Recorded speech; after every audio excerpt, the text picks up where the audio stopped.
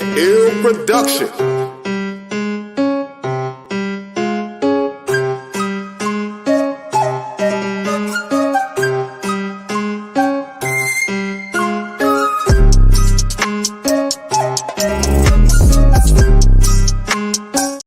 They ain't saying shit. What's up? What's up? What's up, people? What's up? What's up? What's Yeah. up? What's up? Hey, look, man, we did it, man. We survived. You survived. We had the windstorm. We're in Louisville right now, and we had a windstorm Friday that sporadically put people's electricity and internet out of commission. The studio was closed. They're piecemeal and shit. They're still getting shit together. There's still like a lot of people that still don't have power. There's a lot of people that still don't have power or electricity. And we survived it. We hunkered down. I had power. Sorry, man. I never lost power.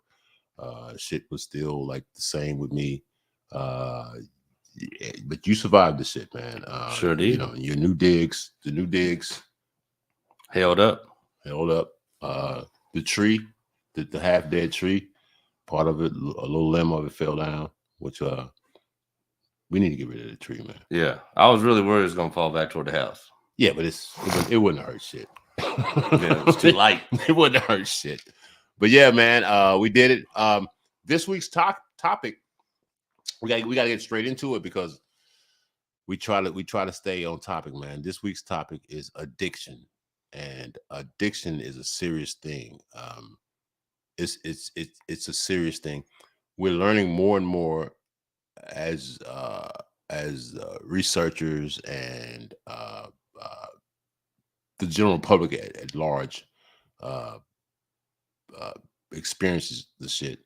We are learning more and more about what addiction really means. Yeah, and sometimes.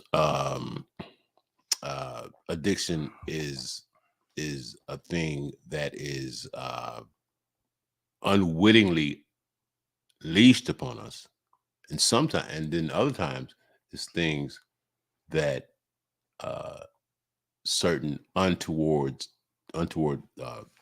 entities foist upon us. You know what I'm saying? They put it on us. Yeah.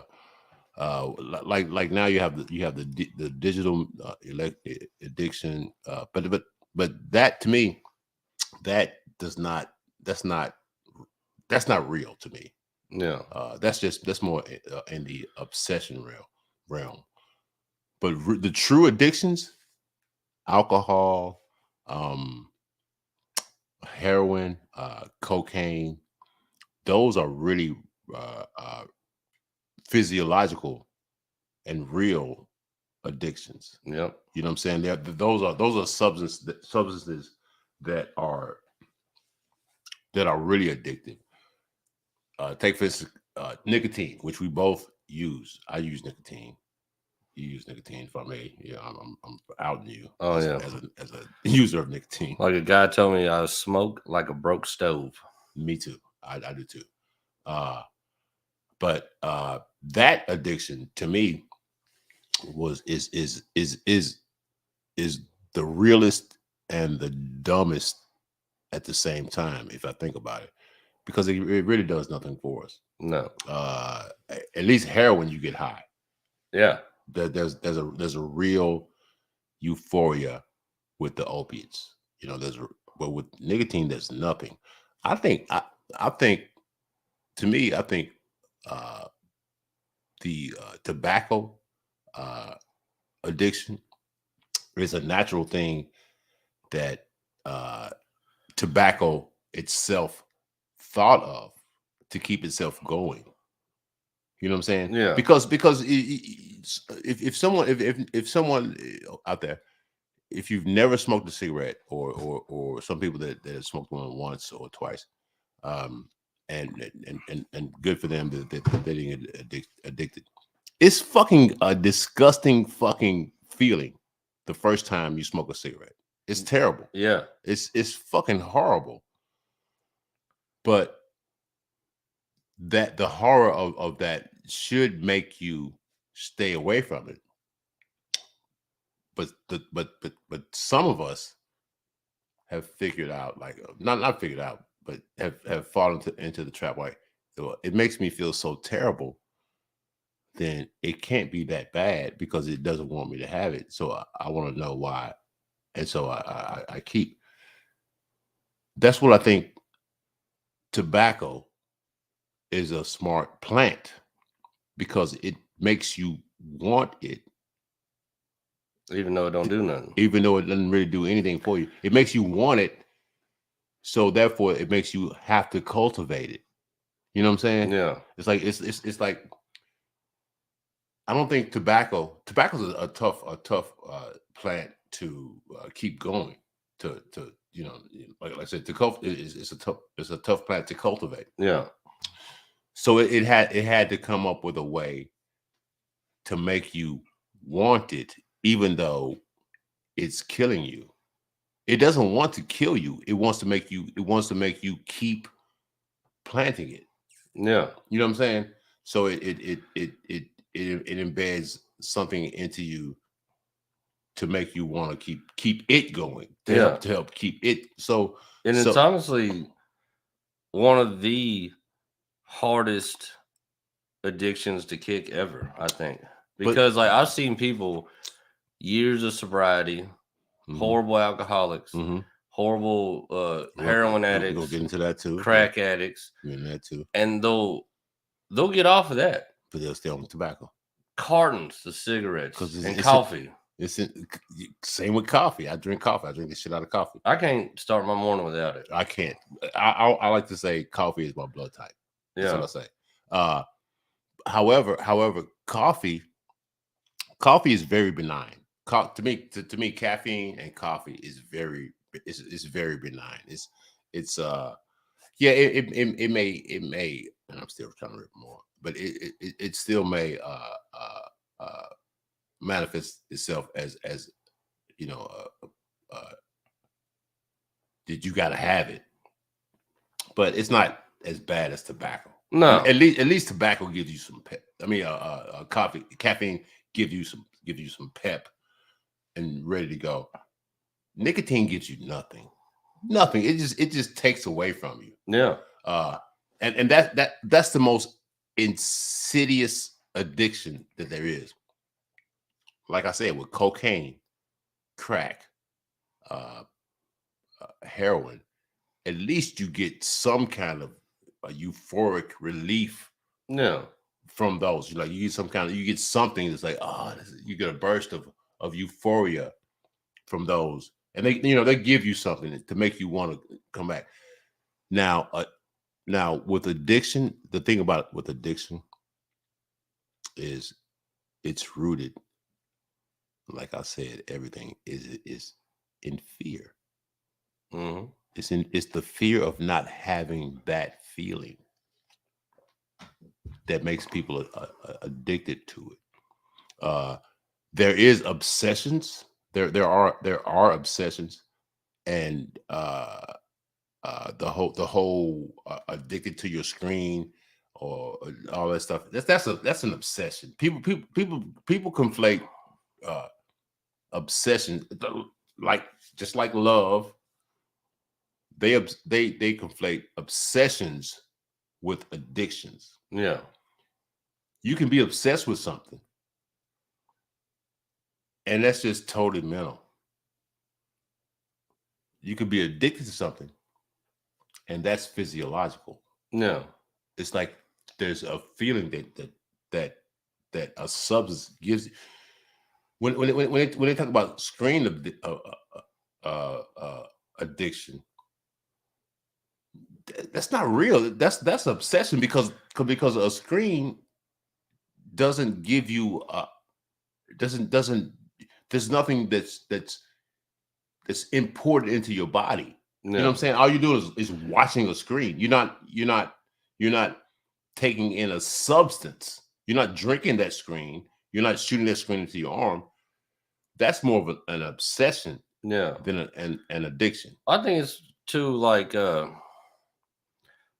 almost kind of like those, like, what do they call them things? The fidget spinner. Mm-hmm. I think it's just a way That's bullshit. I think it's just a way to like the people that say they're addicted to the screen. I think it's just instant gratification Yeah. and something Yep. that just something to do. Yeah. Because like my kid, if you let her, she'll be on the phone however long you let Yeah. her. But the Yeah. same thing, if I say leave that phone in your room and we go around all day running errands and we go to the park or go somewhere play some video games, or She's something like good. that, she don't give a shit about that phone. Yeah. But like the funny thing is, the whole time we're doing that, she gotta sit in the car, she gotta wait on me. Yeah. Every stop we make to smoke a cigarette. Okay. So I'm gonna do the cigarette, but she ain't do that phone because she ain't asked about the phone once. But I can't get out of the car without burning one down. The cigarettes, yeah, the cigarette is a physical. Yeah, that's the addiction. Now, like I said, addiction is rooted in fear. It's in the fear of not having that thing. Heroin. This is how heroin works.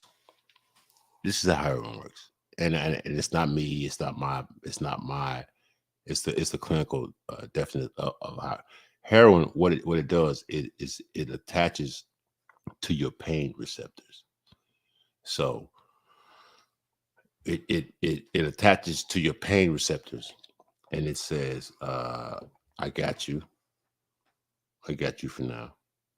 You won't feel pain. I got you. But I'm gonna let you know that if I'm not here, then you're gonna feel pain. Yeah. Even if there's no pain, even if there's nothing that's causing pain to you, you're gonna feel pain if I'm not here. Yeah. And so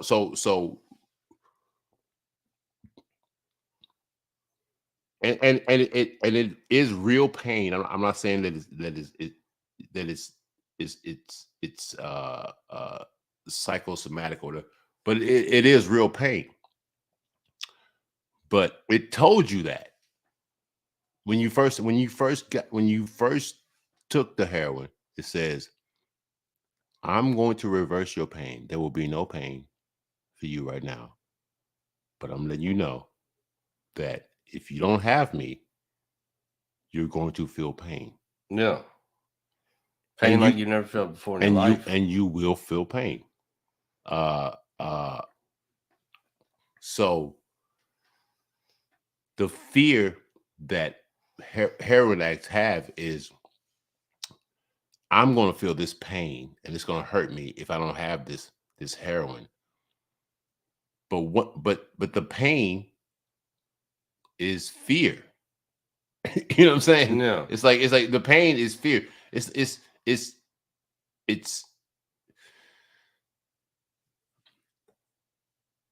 I quit smoking cigarettes because I read a book that basically told me, it's called The Easy Way to Quit Smoking. I read it and I quit smoking for 1.5 years. And in the book it told me, it was like, dude, the reason you smoke is fear. So I quit for 1.5 years. I quit listening to that fear. And I was like, and most of the time while I was walking around, I was like, why do I not want to smoke? And it's because I wasn't afraid of not having nicotine. But the moment I wanted to challenge that and make sure that I didn't want to experience that fear of that addiction and smoke the cigarette, I was right back into it. Yeah. Because then the fear came back. Yeah, like you never stopped. Yeah, I never stopped. Yeah, like I never stopped. Yeah. I stopped for 6 months. I remember one time I lost my license, didn't have a car, got a DUI and all that shit. So I got my kid. She's probably Maya. Yeah, she's probably 3, 4 at the time, something like that, young. And I don't got no cigarettes. So I got to walk to the store to get cigarettes. It's kind of a rainy day, and I'm looking there. I'm like, and it was honestly the same time we were getting her, like weaning her off the pacifier. And I looked at her, I was like, well, she can go without the pacifier. I can go out with the damn cigarette. Why would I pack this kid and walk her out of the store for a pack of cigarettes? So I quit. But luckily for me, I was around Halloween. So I have bowls of suckers and gummy candies and Yeah. bubble gum and shit. So every time I want a cigarette, I just get a sucker or something. So you transfer that fear, that lack of nicotine to the kid. Yeah. And I quit for 6 months and then got my license back. I was in Lexington for one of my homeboys' birthdays. And I was like, I had to go back to Louisville at night. And I was like, look, man, I ain't drinking. I just got out of that DUI shit. I ain't drinking and driving. I was like, I'll be your DD. These drunk motherfuckers got on my nerves so bad. Within 2 hours of being their DD, first thing I did was bum a cigarette off somebody. And like just like you said, You had it right back at it. You I had had a it whole pack. You had on it my whooped. own. You had it whooped. Yeah. You had the addiction whooped. That plant is designed to make humans, because poppies. I'm not saying that poppies don't thrive, but what do we want to do as humans? We want to thrive. So we want to make we want to try to utilize any animals or whatever to help us survive. So those plants want the same shit. It's like we are so arrogant that we think that plants and shit don't have an intelligent Yeah. aim. You know what I'm saying? Yeah. So sometimes the best thing to do is to stay away from those plants. Yeah. And instead of saying don't say no for social reasons, sometimes it's like or say no for social reasons. Sometimes it's like say no because that plant is a predator. Yeah. You know, and you know, right now my son doesn't fuck with nicotine, or doesn't fuck with, that I know of, or doesn't fuck because like I said, I'm on what I can. All I can do is influence my kids. I can't tell my kids what to do. They know that I drink. They know that I smoke. And I'm not like I'm not don't do what I do, or don't, like, no, man. They're gonna do what you do. But I try my best to be as honest with them and let them know. Yeah, I'm addicted to nicotine. I'm addicted. I'm addicted to nicotine. I don't have to drink. I like to drink. No. And I have to, and I do hold myself responsible for what I do when I drink, because I have to hold myself responsible for what I do when I don't drink. Yeah. So I'm always holding myself responsible. They know that I drink. Now their mother, I shouldn't be saying this. I'm gonna be honest.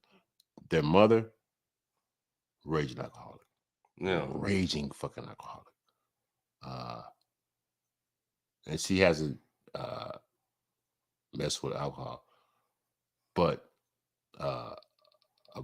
raging. She can't drink. She can't.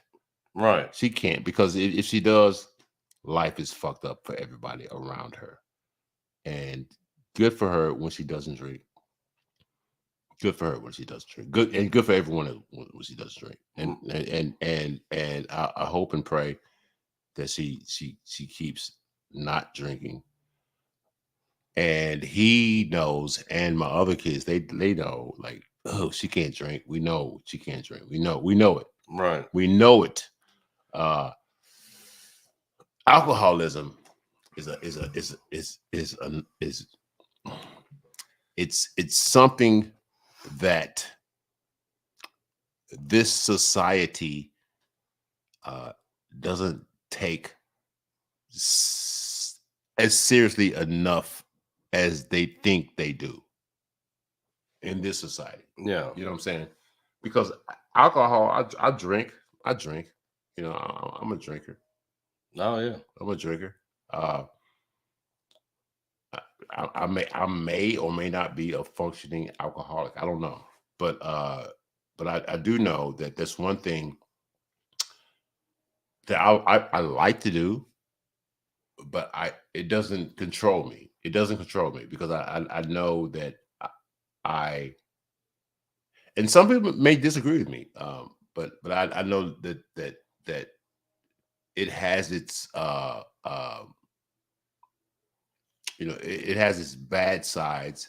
It has its you know, like shit that you could fuck some shit up. But my appetite for it, I kind of I'm gonna say justify it only because I don't have a lack of a better term, but I do think that I can control it. It's not that I can control it. It's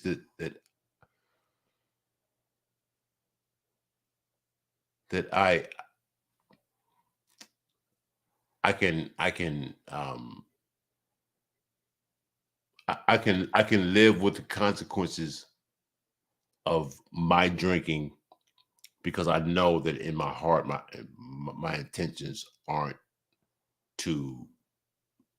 about me. No. So as long as I can be not about me, then I think I can drink out until it's proven to me that I can't. And when I can't, I have to let it go, man. Right. I'll let it go. I'll let it go. Well, that's me, man. I'm pretty sure I am for sure an alcoholic, but like you said, I mean, I believe it to be functioning. You know, Yeah. I don't drink. I can't drink first thing in the morning. No, I won't. I can't. I can't drink at work because you can't function. Yeah, can't drink at work. Yeah. I can't drink like tonight. Usually we have I have a cocktail with you. Yeah. But tonight, well, I'm drinking and you're not. I'm going to play some round ball. Play some ball. So I figured drinking before that's probably a dumb idea. You know what I mean? So it's like, but when I get back home and take my shower, I'll have me a cocktail before I go to bed. You will. You know? You will. But like, you will. The way I look at it is I've been around so many people. Like I used to work with this guy. First thing in the morning, we get in the work van. He knocked the top off of a pint of vodka, hit it, and wouldn't put it down until it was empty. Throw the bottle in the back of the van, start the van. This is how his morning was. Oh my God. Every morning. And I was like, yo, if I get to that point of drinking, hope to God somehow I figure that out because I don't understand. Yeah, I don't understand. And that was just to start the van. And at the same time, you were judging him, but you weren't judging him on his humanity. It's like, man, I hope I never. Yeah, that was my thing. I ain't shitting on him. I'm just like, dude, I hope I don't get like that. Yeah. You know, that's why I look at it. You know what I mean? Yeah. Or like people that like halfway through the day, you gotta scrounge around in their lunch pail and find like a couple little shooters or something. Like I don't do none of that shit.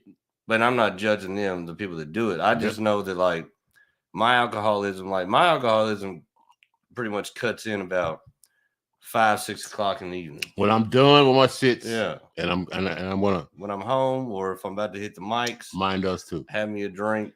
And I don't even know that if that's alcoholism or just participating in the revelry of life. Well, to me, it's like I think it was always kind of meant for that. Honestly, I mean, you think about it, like back in the day, like a nightcap. Yep. An evening drink. Yes. Honestly, me, like there for a while, things to me was almost like that was kind of just like grown folk shit. Yeah. Having a cocktail at night, have a glass of wine. Yeah. Things like that. Now, of course, I'll have 3 or 4 of them. You know what I mean? But why not? But at the same time, like I always looked at it like, hey, you know, like get all your shit done first. Yeah. And then, you know, I'm that way too. It's like get your shit done first.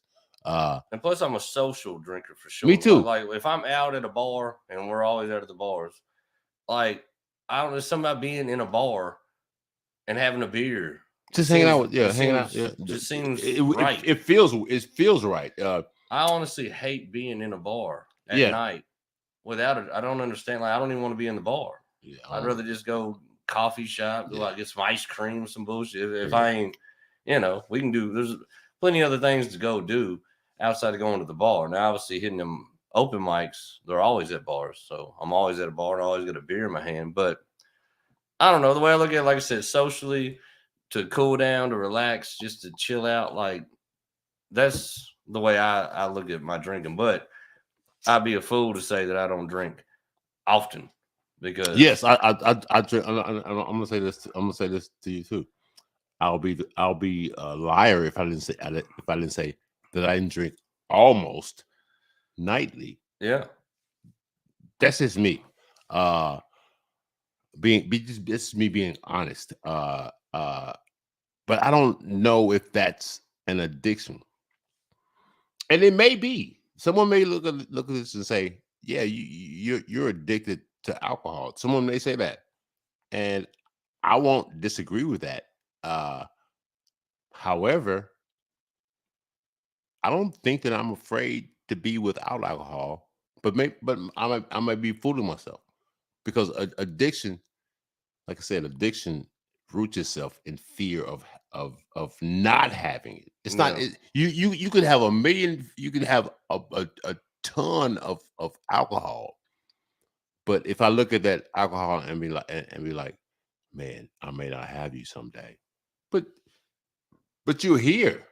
no, It's like like why would you be be afraid of not having alcohol if you got a ton of alcohol? It's like that's what a- addiction to me is an irrational fear. But if I can let me talk you down from that. Um, some of us drink and we blackout drunk. yeah, You get blackout drunk. That's fucking not good. no. And I've been there. I've done that. I've done the blackout drunk. Oh yeah, Uh but I think my personality, my wherewithal has always been on the side of doing what's right and what's good by no, folks. So uh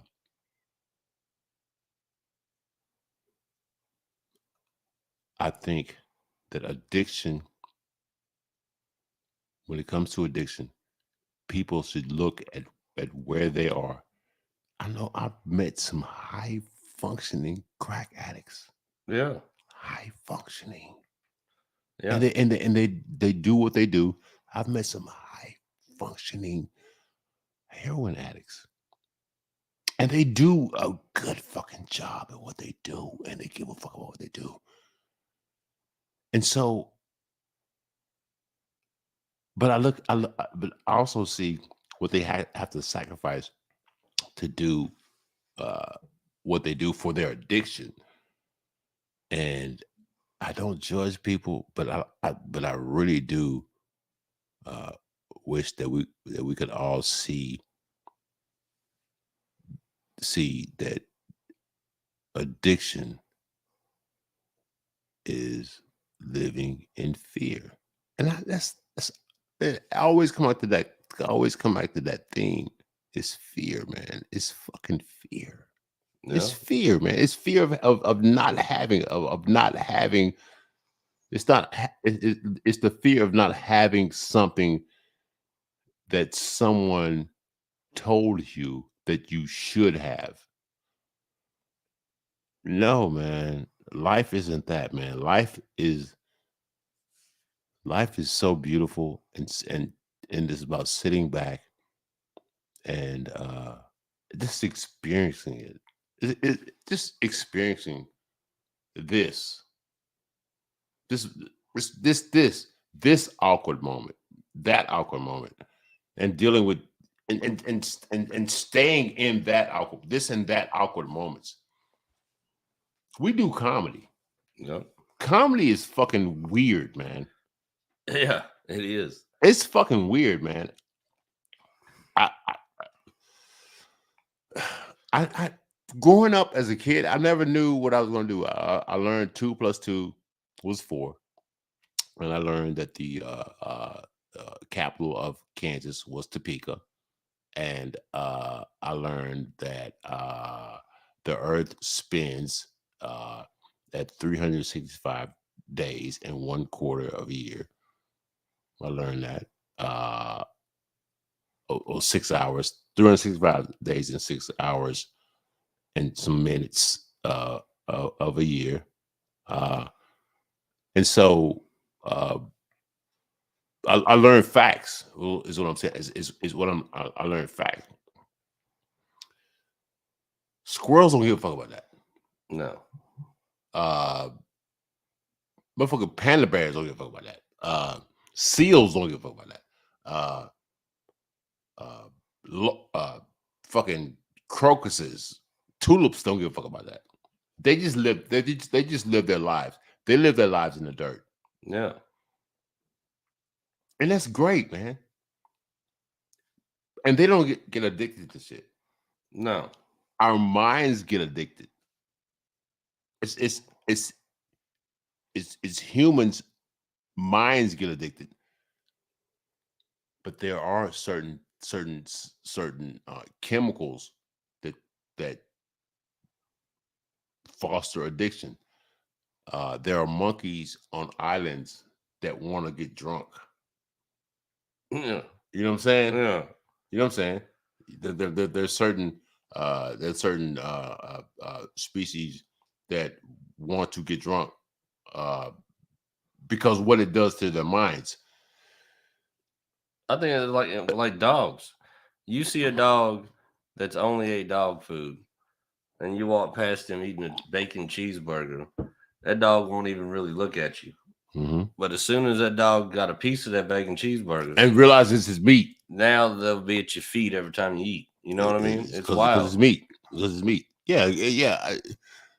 But I think I've seen dogs, obese dogs, because people give them table food and they don't give them the proper food for their diet. But the dogs get addicted, just like people people get addicted to food. Like you don't get obese, morbidly obese, by eating a standard regular diet. You don't. But you do when you're addicted to food and you turn into it every 5 minutes. That's that becomes your comfort. Because your mind and your fear of not having that. Yeah. Your fear of not having that. And like the monkeys that get drunk, I think like that happens to dogs. I think dogs get so much of that bullshit people food that they become like they ain't gonna eat dog food anymore. It's all they eat. And they get big and lazy just like people do. It's crazy. Because when it comes to addiction is fear, man. It's fear. Everything is fear, man. You know what? I think our next topic, let's do it. Our next topic will be just straight fucking unadulterated fear. I like it. Fear, man. Fear.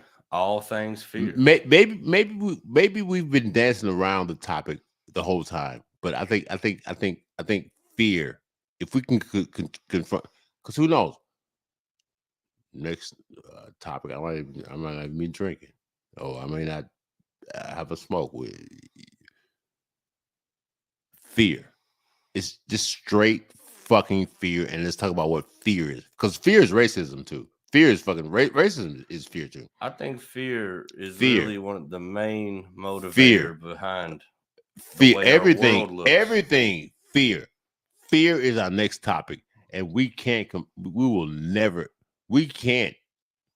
forget that one. No, because we had to go back like what was the next topic? Like what's the next topic? Yeah, we about to make them a whole new one. What was it? Yeah, we're gonna make them another. Like I don't know, maybe gravity. Like fear, man. Fear is our next topic. That's where we're going with it. Fear. We're gonna beat motherfucking fear. No, we're gonna beat because no, I want to respect fear. Fuck fear, but I want to respect fear because it can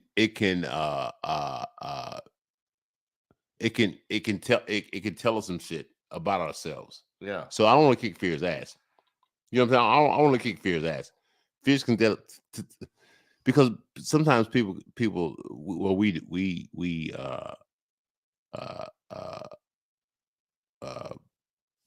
we misconstrue or construe fear with instinct.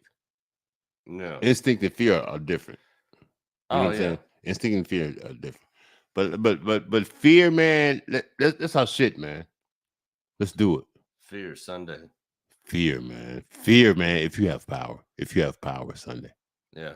Let's do it. and it's your power. It's not even my power. But if it's power, man.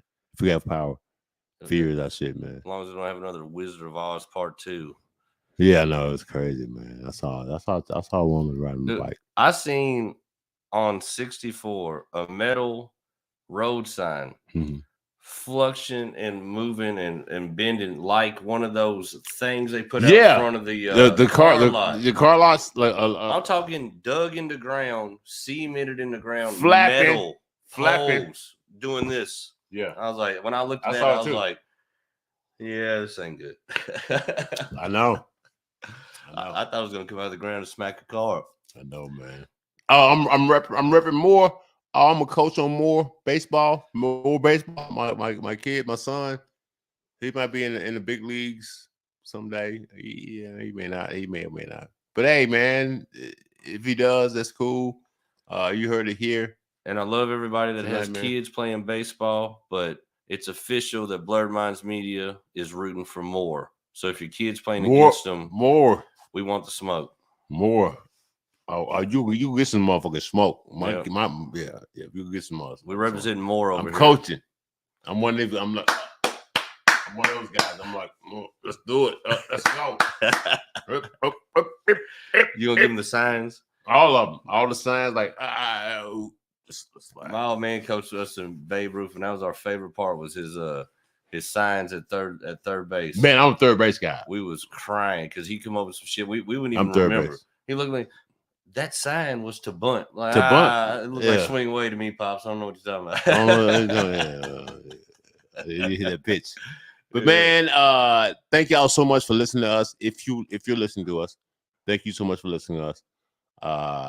The next topic, what are we talking about? Fear. Let's talk about fear. We're doing fear. What about fear? St. Patty's Day. You got something going on? You coming on the stage? I have nothing. St. Patty's Day. We're doing April 9th. This is April 9th, man. We're doing this. April the 8th. April 8th. Georgetown, Posh Affairs.